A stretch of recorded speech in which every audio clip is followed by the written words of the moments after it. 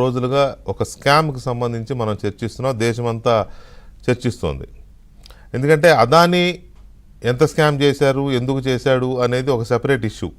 ఒక వ్యాపారవేత్తగా అమెరికాలో ఏవో కంపెనీల దగ్గర ఆయన ఫండ్స్ తెచ్చుకున్నాడు. ఆ ఫండ్స్ తీసుకొచ్చి ఇక్కడ లంచం ఇచ్చాడు. ఆ లంచానికి సంబంధించి అమెరికాలో ఉన్న ఫెడరల్ నిబంధనల ప్రకారం అమెరికా నుంచి వెళ్ళే నిధులు, బయటికి వెళ్ళే నిధులు ఏ పర్పస్కు వాడుతున్నారు అనేది వాళ్ళు ట్రాక్ చేస్తూ ఉంటారు.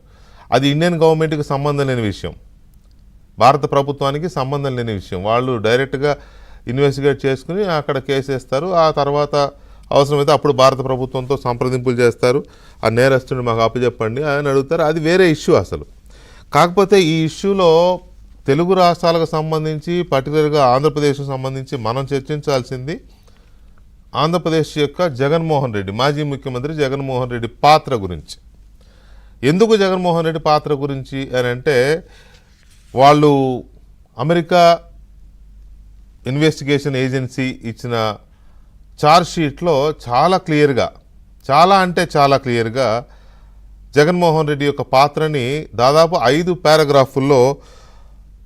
పారాగ్రాఫుల్లో ఆ పాత్రని వాళ్ళు కోట్ చేశారు.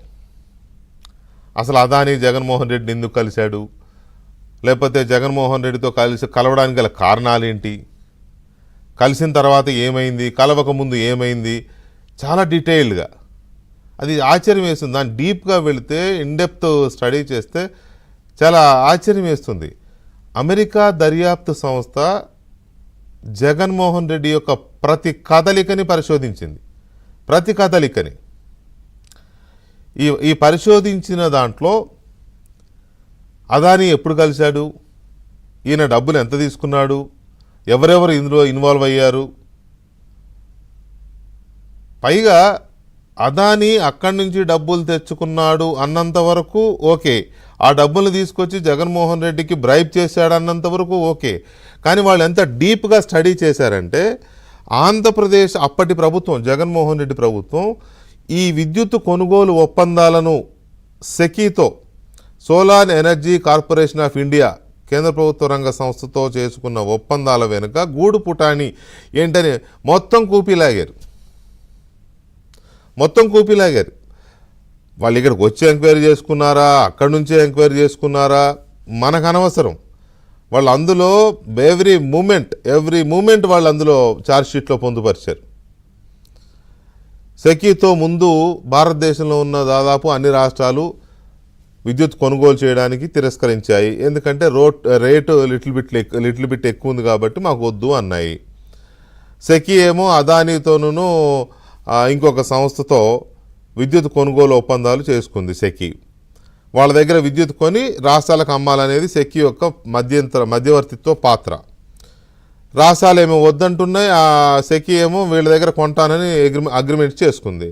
ఎలా అనే పాయింట్కి వచ్చేసరికి అప్పుడు అదానీ గారు రంగంలోకి దిగి డైరెక్ట్గా చీఫ్ మినిస్టర్స్తో ఆయనే వచ్చి, మీకు ఎంత కావాలో చెప్పండి, లేకపోతే ఇట్లా మీరు సెకీతో ఒప్పందం చేసుకోండి, మీకు ఏం కావాలో చెప్పండి. డైరెక్ట్గా ఒక ముఖ్యమంత్రి 100 కోట్లు అన్నాడు, ఒక ముఖ్యమంత్రి 50 కోట్లు అన్నాడు, ఇంకో ముఖ్యమంత్రి 20 కోట్లు అన్నాడు. ఏం జరిగిందో మనకు వాళ్ళ పేర్లు అక్కడ క్లియర్గా లేవు. ఒక జగన్మోహన్ రెడ్డి పేరు మాత్రం చాలా క్లియర్గా ఉంది. 1750 కోట్ల రూపాయలు బ్రైబ్ ఇవ్వడానికి ఈయన ఆఫర్ చేశాడా, ఆయన అడిగాడా తర్వాత విషయం. 1750 కోట్ల రూపాయల ముడుపులు జగన్మోహన్ రెడ్డికి ఇచ్చిన తర్వాతనే ఆంధ్రప్రదేశ్ ప్రభుత్వం సెకీతో ఒప్పందం చేసుకుంది. ₹2.49 ఒక యూనిట్ చొప్పున కొనుగోలు చేయడానికి. అది కూడా 25 సంవత్సరాలకు అగ్రిమెంట్ చేసుకుంది. మధ్యలో ఇంకా తగ్గొచ్చు, ధరలు రూపాయికే రావచ్చు, ఎందుకంటే ఇవన్నీ రెన్యూవబుల్ ఎనర్జీస్ కాబట్టి ఇంకా చాలా తగ్గొచ్చు. అయినా సరే 25 ఏళ్ల వరకు ఇదే రేటుకు కొంటానని చెప్పి ఒప్పందం చేసుకుంది. ఎందుకు అమెరికా ఇంతగా జగన్మోహన్ రెడ్డి గురించి పరిశోధించాల్సి వచ్చింది? జగన్మోహన్ రెడ్డి అదానీతో సరిపెట్టకుండా, అదానీ డబ్బులు ఎవరికైనా ఇచ్చి ఉండవచ్చు, ఆ